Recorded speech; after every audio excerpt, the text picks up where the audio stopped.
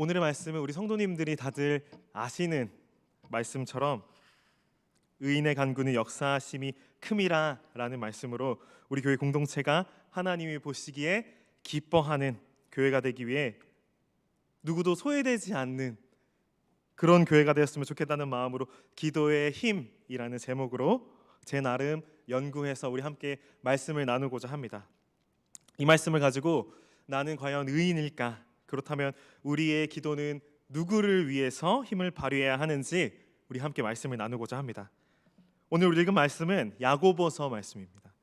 바울 서신과 야고보서의 차이점을 간단하게 제가 말씀을 드리자면, 바울 서신은 사람이 하나님 앞에 어떻게 의롭게 되는가에 대한 우리 칭의의 원인을 이야기합니다. 우리가 어떻게 의인이 되인가이죠.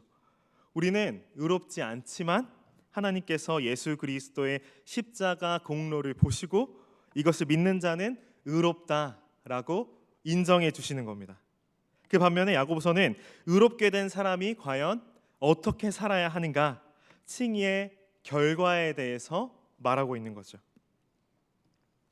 우리가 야고보서의 내용을 보면 알 수 있는 것이, 바울의 복음을 잘못 이해해서 남을 돌보지 않고 자기 자신만을 위해 살면서 나는 지금 올바른 신앙생활을 잘 하고 있어 라고 착각하는 이기적인 사람들이 있었다라는 것입니다.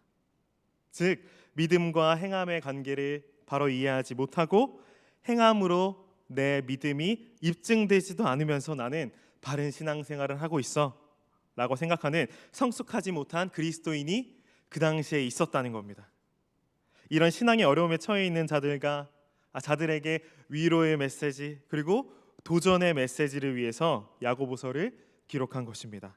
한마디로 야고보서는 핍박당하고 있는 유대 그리스도인들에게 보내는 위로의 편지인 것과 동시에 이런 어려운 상황에 놓여 있음에도 남을 돌봐야 하는데 그렇지 않은 미성숙한 성도들, 참된 믿음은 입으로의 고백뿐만 아니라 행함까지 동반해야 된다라고 하는 것을 설명하는 것이죠. 믿음의 고백만 있어서도 안 되고 행함만 있는 것도 아닌 우리는 믿음의 고백과 행함을 정상적으로 가지는 신자여야 합니다. 이것은 당연한 것이면서 가장 기본적인 것인 거예요.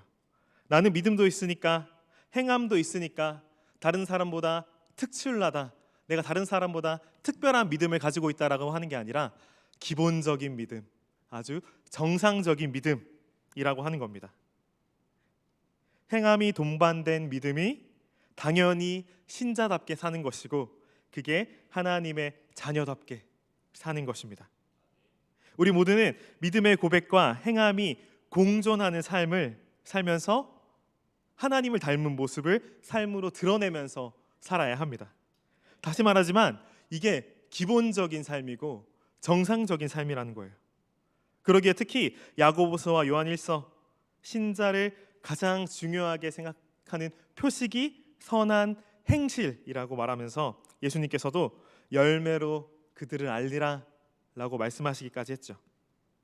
우리는 죄로부터 구원해 주신 하나님의 은혜에 감사하고 감격해서 그 은혜에 보답하는 삶을 선한 행실로서 나타내야 합니다. 이것이 정상적인 성도의 모습이고, 행함이 없이 입술에만 그치는 신앙 고백은 결코 성숙한 신자의 모습이 아닐 것입니다. 우리 모두는 살면서 하나님을 닮은 선한 행실로 우리의 믿음을 입증해야 할 줄로 믿습니다. 그리고 하나님의 부르심에 합당하게 살아가면서 하나님의 영광을 드러내는 올바른 믿음을 가진 사람이 되어야 할 줄도 믿습니다. 이제 우리 아멘을 크게 하셔야 돼요. 우리 성동교회는 의롭다 하심을 즐기기만 하는 수준에서 더 나아가서 믿음의 고백과 행함이 공존하는 그리스도인인 줄로 믿습니다. 그리고 나를 위해 복을 비는 기복적인 신앙에만 그치는 것이 아니라 그 신앙을 뛰어넘어서 우리 공동체를 위해서, 그리고 우리 주변을 위해서, 더 나아가 우리 대한민국을 위해서, 결국에 우리 세계 열방까지도 책임지는 실천적인 그리스도인으로서 행동하는 그리스도인이 되어야 한다는 것입니다. 오늘 본문의 말씀으로 돌아와서 야고보는 믿음의 공동체에 누군가가 병들어 있다면 그를 위해서 장로를 초청하고 그의 죄를 위해 기도하여 회복시켜야 한다고 말씀합니다.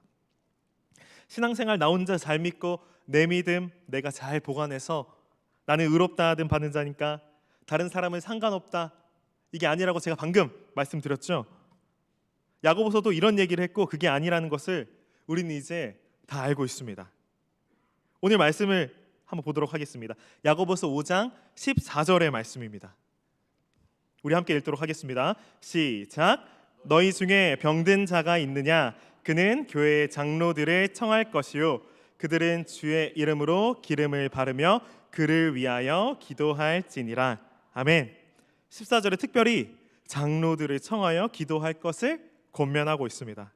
여기서 중요한 사실은 장로들을 청하라는 것입니다. 여기에서 장로 한 사람만을 청하는 것이 아니라 장로들이라고 말하는 거예요. 기도를 통해서 병자가 치료될 때 한 개인에게 공로가 들어가는 것이 아니라 교회의 장로 직분의 일인 성도의 신방에서 오는 그 직분에서 오는 일임을 강조하고 싶었던 것 같아요. 개인이 아닌 장로의 직분으로서 교회가 행하는 그 일을 말하고자 했다, 이겁니다. 결국 나 혼자만의 신앙생활이 아닌 교회의 장로님들을 불러서 한 명의 은사자가 자기 능력으로 치료됨을 자랑하고 다니는 것이 아니라 교회가, 더 나아가 의로운 사람들이 모인 우리 교회가 병자들을 위해서 기도하는 그것이 중요하다라고 하는 것을 말하는 것 같죠. 예수님은 몸된 교회에서 한 명의 은사자가 자기 은사를 자랑하고 개인이 드러나고 다른 사람의 직분을 무시하고 그런 행동이 발생하면 안 된다는 것을 말하고 싶었던 겁니다. 맞습니다. 그런 개인의 은사자들이 서로의 은사를 자랑하던 교회가 있었습니다. 우리 다들 알고 있는 고린도 교회죠. 우리 목사님께서 자주 하시는 말씀인데 저희 교육자들한테 나는 목사로 말씀 사역을 전하는 직분이고 장로님들은 장로님들의 직분과 역할이 있고 권사님, 직사님, 우리 교회 모두가 각자의 직분이 따로 있어서 그 일을 감당하는 것뿐이지 누구의 직분이 낮고 누구의 직분이 더 높고 누가 더 귀한 역할을 하고 있고 그런 게 중요하지 않다라고 하는 말을 종종 하세요. 교회에선 그래서 절대로 안 된다라고 하는 말씀을 매번 하신다는 겁니다. 목사님께서 또 본인 얘기를 할 때 나도 한 명의 성도로서 항상 예배에 참석하고 나도 한 명의 성도로서 우리 교회를 함께 예배를 드린다라고 이야기를 자주 합니다. 이렇듯 우리는 개인이 드러나서는 안 되는 겁니다. 우리 교회에서는 한 사람만 드러나서는 안 되는 거예요. 누구 한 명의 은사로 교회를 이끌어가는 것이 아니다라는 것입니다. 바울은 이 이야기를 고린도전서 12장에서 말하고 있습니다. 12장의 이야기를 간단하게 제가 추려서 말하자면 각자에게 주어진 은사는 여러 가지 있지만 성령은 같으시고 각자에게 다양한 직분이 있지만 주님은 같으시고 사역은 여러 가지지만 하나님께서 이루시는 것이다라는 것이에요. 그런데 내 은사와 내 역할이 중요하다라고 싸우는 교회가 고린도 교회라고 했죠. 바울은 교회는 그렇게 돼서는 안 된다라고 이야기를 하면서 에베소서, 골로새서에서 계속해서 강조하고 있는 말씀이 교회의 머리는 예수 그리스도이시며 교회는 그의 몸이다. 읽지는 않았지만 고린도전서 12장의 말씀처럼 우리는 그리스도의 몸된 지체로서 한 사람 한 사람의 역할을 감당하고 있다는 것입니다. 12장의 이야기를 한 번 더 잠깐 얘기를 하자면 눈의 역할이 좋아 보인다고 다 내가 눈의 역할을 감당하겠다라고 말하는 거예요. 그러면은 누가 듣는 귀의 역할을 하며 듣는 귀의 역할이 좋다고 다 듣는다면 누가 냄새 맡는 역할을 하겠냐라고 바울은 이야기를 하죠. 이 이야기를 읽으면서 성령의 감동으로 바울이 분명히 성경을 기록했겠지만 바울의 이 표현이 정말 대단하다고 생각을 합니다. 어떻게 한 사람 한 사람 몸으로 이렇게 표현을 했을까? 그리스도는 머리시고 우리는 몸인 교회다. 어떻게 이런 표현을 할 수 있었을까? 생각을 합니다. 이거에 대해서 한 교수님이 해주신 이야기인데 제가 잠깐 이야기하도록 하겠습니다. 교회의 머리 대신 그리스도, 몸된 교회를 이렇게 표현을 하셨어요. 어머니 배에서 아이가 출산될 때의 모습을 우리 한번 생각을 해봅시다. 출산 때 아이의 머리부터 나오고 이후에 몸이 나옵니다. 그게 하나님께서 창조하신 창조 섭리라는 거예요. 그런데 다들 걱정하시는 게 있죠. 발부터 나오면 어떡하나. 그걸 찾아보니까 역아라고 하더라고요. 거꾸로 애가 나온다고. 발이 머리보다 먼저 나오면 어떻게 됩니까? 위험한 거예요. 나오면서 발이 양막을 건드려서 진통이 오기 전에 양수가 일찍 터지는 조기 양막 파수라고 하는 일이 일어날 수 있다고 합니다. 또 발부터 나오면 몸이 머리부터 먼저 나오게 되면서 가장 큰 머리가 나중에 나오게 되고 산모의 골반에 아이의 머리가 끼어 지식할 위험이 있다라고 하는 겁니다. 예수 그리스도를 머리로 둔 우리 교회는 예수님으로부터 출발하면 우리는 아무 문제 없이 자연스럽게 몸된 교회가 나올 수 있다라고 하는 이야기를 들었어요. 예수 그리스도를 머리로 두는 하나의 몸인 우리 교회를 고린도전서 12장, 계속해서 제가 말씀드렸던 고린도전서 12장에서는 이렇게 표현을 합니다. 고린도서 12장 26절의 말씀입니다. 우리 한번 다 같이 읽어보도록 하겠습니다. 시작. 만일 한 지체가 고통을 받으면 모든 지체가 함께 고통을 받고, 한 지체가 영광을 얻으면 모든 지체가 함께 즐거워하느니라. 아멘. 예수 그리스도를 머리로 한 몸이니까 그 지체 중에 누군가가 아프면 내가 아픈 거예요. 그리고 그 지체 중에 한 사람이 영광을 받으면 모든 지체가 함께 즐거워하는 겁니다. 우리 24년 주제지 말씀처럼 주의 권속들이 서로 연결되어 아픔을 공유하고 영광을 함께 나누고, 그로 인해 좀 다른 표현이 되겠지만 시멘트 바르듯 단단한 교회가 된다는 것입니다. 우리 목사님께서 주일 예배 때 하신 말씀처럼 우리는 예수 그리스도를 모퉁이 돌로 두고 그 옆을 서로가 서로를 연결하는 돌이 되어야 한다는 거예요. 하나의 돌, 내가 제일 중요하니까 내가 다른 돌의 역할도 감당해서 내가 가장 큰 돌이 되어야지 라고 하는 게 아니라, 오늘 우리가 방금 읽은 말씀처럼 교회가 장로들을 청해서 각자의 직분대로 역할을 감당하는 것처럼 우리 각자의 역할을 해서 단단하게 연결된 주의 몸된 교회가 되어야 할 줄로 믿습니다. 서로 각자의 직분의 역할을 감당하면서 한 몸을 이룰 때 시멘트를 바른 것보다 더 단단하게 퍼즐이 조각이 끼어 맞춰지듯이 이루어질 거예요. 모자란 부분은 내가 조금 튀어나와서 메꿔주고, 다른 사람이 튀어나온 부분은 내가 모자란 부분에 채워지듯이, 고린도전서 12장의 말씀처럼 서로의 아픔을 공유하고 하나의 교회로, 예수 그리스도의 몸된 교회로 우리 24년 한 해가 그렇게 세워질 줄로 믿습니다. 다시 본문의 말씀으로 돌아와서, 그래서 야고보는 우리는 하나로 연결되어진 교회니까 아픈 이들을 위해 개인이 아닌 교회가 함께 기도할 것을 요구하는 말씀을 전하고 있는 겁니다. 우리 주위에 병자들이 있다면 물론 우리 모두는 개인이 따로 골방에 들어가서 그 사람을 위해서 기도해야 될 거예요. 근데 더 중요한 게 어떤 겁니까? 공식적으로 교회가 정한 장로님들이, 그리고 직분자들이, 가장 중요한 우리 교회가 한 마음으로 병자들을 위해 기도해야 합니다.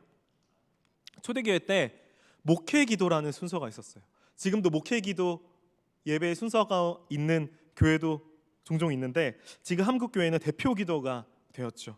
그 기도에 어떤 내용이 들어가야 되냐면, 예배 때 성찬을 하면서 성찬에 참여하지 못하는 이들을 위해서 기도하고, 몸이 아파서 예배에 참석하지 못하는, 성찬에 참여하지 못하는 이들이 얼른 병고침을 얻어서 성찬의 기쁨을 누리자, 함께 누리자, 그걸 위해서 공예배 때 목사님께서 기도했다는 것이에요. 공예배 순서 중에 말입니다. 그만큼 우리 교회는 서로 연결되어서 서로의 아픔을 기도해야 합니다. 그렇다면 의인이 모이는 교회가 하는 기도의 힘에 대해서도 함께 이야기를 나누고자 합니다. 오늘 읽은 본문 말씀 야고보서 5장 15절과 16절의 말씀입니다. 우리 함께 읽도록 하겠습니다. 시작. 믿음의 기도는 병든 자를 구원하리니 주께서 그를 일으키시리라. 혹시 죄를 범하였을지라도 사하심을 받으시라. 그리고 16절, 그러므로 너희 죄를 서로 고백하며 병이 낫기를 위하여 서로 기도하라. 의인의 간구는 역사하는 힘이 큼이니라. 아멘. 믿음의 기도는 병든 자를 구원하고 의인의 기도는 역사하심이 크다고 말하고 있습니다. 처음에 이 얘기했던 정상적인 신자, 기본이 있는 성도들에게는 반드시 있는 선한 행실, 그것이 은혜 받은 이들이 서로를 돕는 기도와 간구를 하는 선한 행실인 것입니다. 은혜 받은 우리가, 의인인 우리가 선한 행실을 할 때 주님께서 병든 자를 일으켜 주신다고 말씀하고 있습니다. 하나님께서는 하나님의 자녀로 의롭다함을 받은 우리가 하나님의 자녀답게 의인답게 살면서 하나님을 닮은 모습으로 아픈 사람을 위해서 기도해 주는 모습, 이러한 믿음과 선한 행실이 함께 동반한 정상적인 의인인 교회가 하는 기도라면 하나님께서는 정상적으로 우리의 기도를 들어주신다는 것입니다. 아멘입니다. 그렇다면 한 가지 제가 물어볼게요. 우리 교회에서 하나님의 자녀들인 우리 의인들이 모인 우리가 기도를 하면은 아픈 지체에게 기적과 같은 치료가 일어날 것이라고 믿습니까? 저도 마찬가지로 우리 모두가 마음을 모아서 기도하면은 오늘 읽은 말씀처럼 의인의 기도에는 역사하는 힘이 클 줄로 저는 믿습니다. 그렇다면 병 고치는 기적이, 제가 한 번 더 물어볼게요. 병 고치는 기적이 우리 교회에 100번 일어났어. 그리고 1000번 일어났어. 기도하는 족족 가능할까요, 그게? 저는 오늘 말씀대로 물론 가능하다고 믿습니다. 그런데 가장 중요한 것이 무엇입니까? 병을 치료하는 기적과 같은 일을 한다고 아픈 병자들이 줄줄이 교회 앞에 줄을 서서 저기 앞에 시장까지 다 줄을 서 있는 거예요. 우리가 그래서 성동교회 이름을 떼고 계속해서 치료 기도하는 사역만 하는 거예요. 그러면 안 되는 것입니다. 그러면 안 되는 것입니다. 우리 성동교회는 무엇을 위해서 세워져야 되는지 분명히 알아야 합니다. 우리 교회는 하나님을 예배하고 찬양하기 위해서 우리가 공식적으로 이 자리 가운데 모였습니다. 자격 없는 우리가 주님의 자녀로서 의롭다함을 받아 우리 주변에, 우리 주변 지역에, 그리고 우리 나라에 하나님 나라를 함께 나누고자 하는 선교적 교회가 되어야지. 우리 목사님이 항상 자주 하시는 선교적 교회가 되어야지. 교회가 되어야지. 치유사역센터, 치료사역 전문 은사자 다수포진이라는 현수막을 내걸고 그렇게 우리가 치료사역에만 매달려서 우리 교회가 해야 되는 하나님의 찬양하는 일, 하나님을 예배하는 공식적으로 모여서 예배하는 그 일을 소홀히 하면은 절대로 안 된다는 것입니다. 여기서도 우리는 아멘을 크게 하셔야 돼요. 우리는 예수 그리스도를 머리로 두는 그의 몸된 교회입니다. 그리고 서로가 서로에게 연결되어 아픈 이들을 치료해주고 아픈 이들을 위해서 기도해주는 그런 의인이 모인 교회가 우리 성동교회입니다. 아멘입니다. 그래서 오늘 사실 오늘의 제목 앞에 더 붙어야 하는 내용이 있어요. 오늘 말씀의 제목이 기도의 힘입니다. 기도의 힘.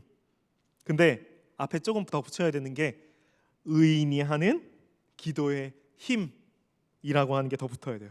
그리고 하나 더 붙이자면 좀 긴데 예수 그리스도를 머리로 두고 그의 몸된 의인이 모인 교회가 하는 기도의 힘. 조금 어렵죠? 예수 그리스도를 머리에 두고 그의 몸된 의인이 모인 교회가 하는 기도의 힘. 이게 제목이 되어야 한다는 것입니다. 우리 성동교회 가족이지만 예배에 참석하지 못하고 있는 이들이 있습니다. 그리고 다양한 행사에, 그리고 2024년 지금 우리가 하고 있는 특별 새벽 예배, 특별 새벽 기도에 참여하지 못하고 있는 아픈 이들이 있습니다. 환우들이 있습니다. 그들을 위해서 우리 의인이 모여서 기도했으면 좋겠습니다. 의인들이 모인 우리 교회가 모든 지체가 함께 예배하지 못하는 아픈 환우들을 위해서 기도할 때 그 기도의 힘은 하나님께서 역사하심이 클 줄로 믿습니다. 한 분 한 분이 기적과 같은 치료의 일이 일어나 얼른 우리 모두가 함께 모여 기쁨의 예배를 드렸으면 좋겠습니다.